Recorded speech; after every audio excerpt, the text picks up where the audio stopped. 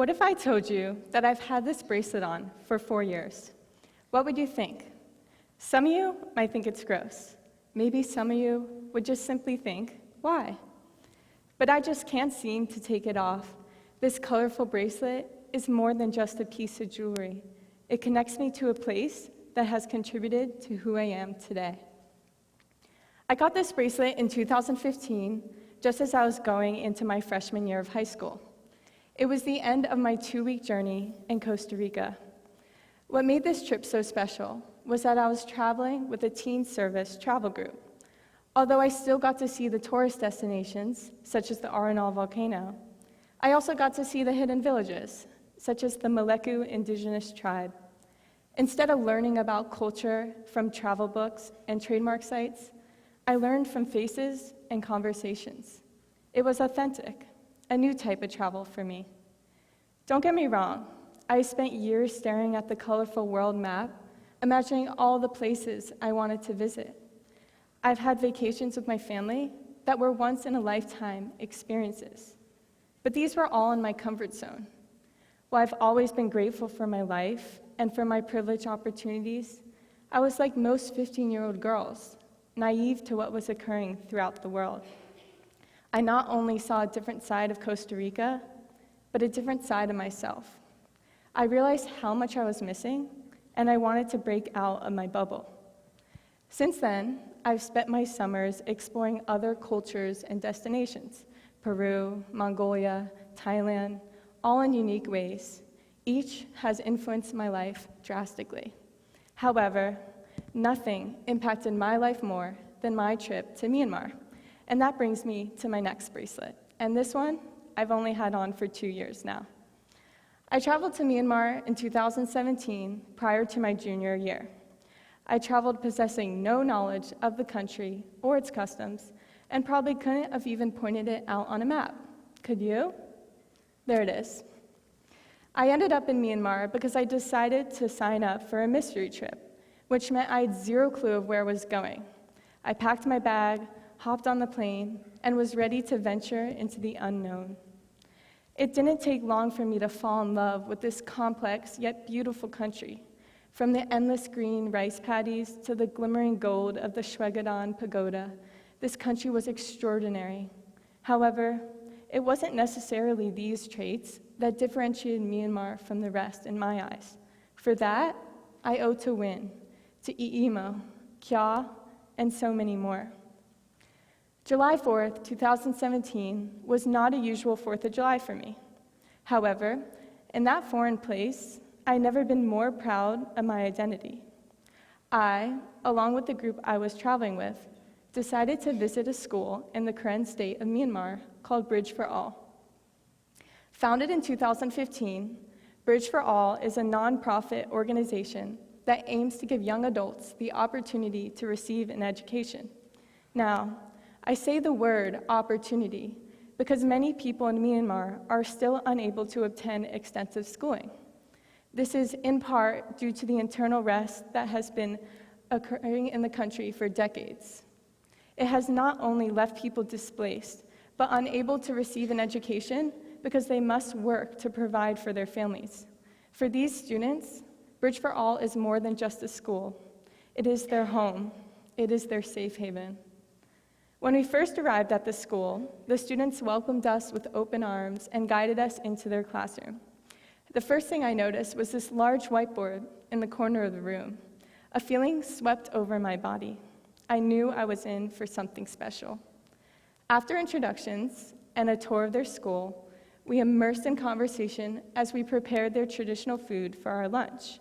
They were astonished by us and what we stood for. What they didn't know, however, was that they were more fascinating to me than I was to them. I was astonished by their ability to run their nonprofit school, use a central classroom as a place to eat, hang out, study, and on top of all this, force themselves to speak English so that they can learn the language faster. I felt embarrassed as they shared with me the issues occurring in their country, embarrassed that I've never known about these issues before, the grave refugee crisis, the political strife. As they shared with me their stories about them growing up, some spending years in refugee camps without an education, I began to reflect on my life. I knew in that moment I would never be the same again. This girl you see here next to me, her name is Iimo. We have many things in common. We both like photography, pop music, and travel. However, I did not have to start working to provide for my family when I was 9 years old, like she did. Unlike her, I do not have to lay awake at night thinking about my friends in refugee camps. Yet these differences did not matter. She's appreciative, she enjoys life, and for that, I realized that I must be thankful every single day. Ever since Myanmar, my friends have stayed close to my heart as I've tried to process this life-altering experience. Fast forwarding to 2 weeks after my trip, I received a message from one of the volunteers from the school saying that he would like to send me a package from some of the students. After a couple weeks of waiting, my package finally arrived. Tears rolled down my face as I pulled out the gift of the traditional ethnic clothing. When I put on the dress and the bag, it was more than just putting on clothes. It was adding a layer to my identity, stacking responsibilities onto my back. Also in that package were a couple letters from the students. This particular letter was from a young man named Yont. The bottom of the letter reads, "Life, love, God bless." It was so hard to fathom that these students were so compassionate to me after only having spent such a short amount of time together. When I read the line, "I hope to see you again," I realized just how far I have traveled outside of that bubble I was once in, how the colors on the map and in the fabric of my clothes had become layers of my identity, new experiences, new people, and new places to love.